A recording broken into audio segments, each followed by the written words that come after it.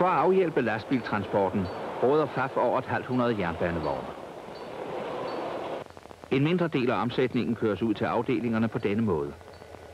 Fordelen herved er, at vognene kan læses om natten og aflæses, når der er bedst tid til det.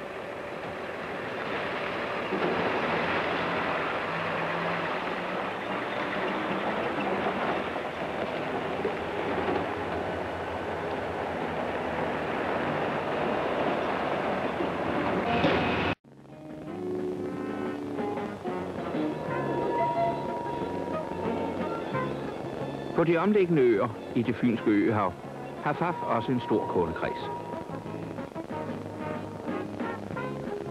Og har konstant forbindelse med den.